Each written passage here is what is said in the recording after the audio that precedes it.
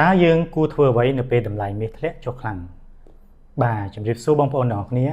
ថ្ងៃនេះខ្ញុំមកចែកម្លែកតិចតាក់ទងនឹងសួរថាយើងគួរធ្វើអ្វីនៅពេលដែលតម្លៃមាសមានការធ្លាក់ចុះខ្លាំងបាទអញ្ចឹងនេះគឺជាសំណួរដែលបងប្អូនច្រើនមែនទែនដែលគាត់បានឆាតមកសួរខ្ញុំហើយខ្ញុំក៏ផ្ដល់ជាយោបល់ទៅវិញថានេះតាមបទពិសោធន៍ផ្ទាល់ខ្លួនណានៅពេលដែលមាសចុះខ្លាំងអញ្ចឹងយើងគួរតែធ្វើការទិញមាសដើម្បីយកទៅសងម៉ែវិញពីព្រោះថានៅពេលដែលយើងខ្ចីមាសពីម៉ែរបស់យើងអញ្ចឹងណាម៉ាក់ប៉ាឬក៏បងប្អូននេះអញ្ចឹងខ្ចីនៅពេលដែលតម្លៃនៅថោកដល់ពេលឥឡូវហ្នឹងមាសឡើងខ្លាំងមែនតើអញ្ចឹងទៅបើសិនជាមាសឡើងទៅវិញទៀត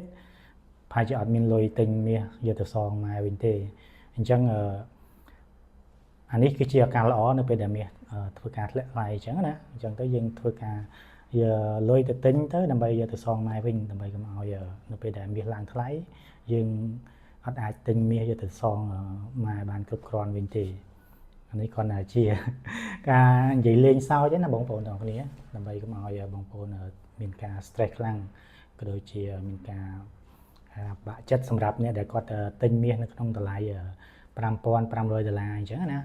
អានេះខ្ញុំក៏មានបានទិញខ្លះដែរនៅពេលតម្លៃខ្ពស់នៅ$5,500គាត់ថាទិញឲ្យបានច្រើនទេហើយ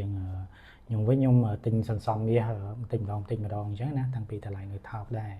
ហើយក៏ទិញរហូតដល់តម្លៃ$5,500ក៏បានទិញខ្លះដែរអញ្ចឹងនៅពេលដែលមាសធ្លាក់មានការបារម្ភច្រើនមាន stress មានអីអញ្ចឹងណាអញ្ចឹងទៅវីដេអូនេះគឺមកគ្រាន់តែនិយាយលេងជាមួយបងប្អូនអ្នកគ្នាទេដើម្បីមក stress អញ្ចឹងជាទូទៅសម្រាប់នៅពេលដែលមាសឡើងថ្លៃយើងគួរតែធ្វើការលក់ចេញអញ្ចឹងណាប៉ុន្តែដល់ពេលដែលមាសធ្លាក់ចុះនៅតម្លៃយើងគួរតែធ្វើការទិញសន្សំបន្ថែមដើម្បីឲ្យតម្លៃនៅក្នុងការទិញសន្សំរបស់យើងនឹងវាធ្លាក់ចុះដែរឧទាហរណ៍យើងទិញមួយជី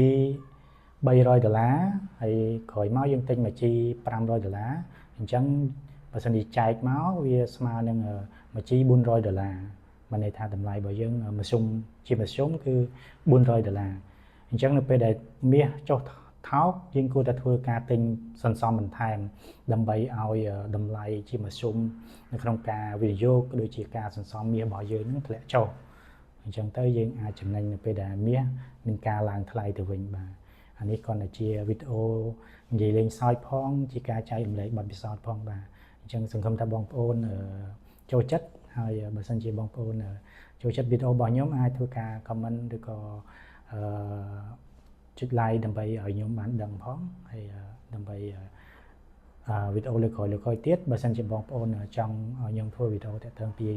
បញ្ហាអីអាចធ្វើការ comment នៅក្រោមវីដេអូនេះបានហើយខ្ញុំនឹងព្យាយាមធ្វើវីដេអូដែលមានប្រយោជន៍ក៏ដូចជាមានសារៈសំខាន់សម្រាប់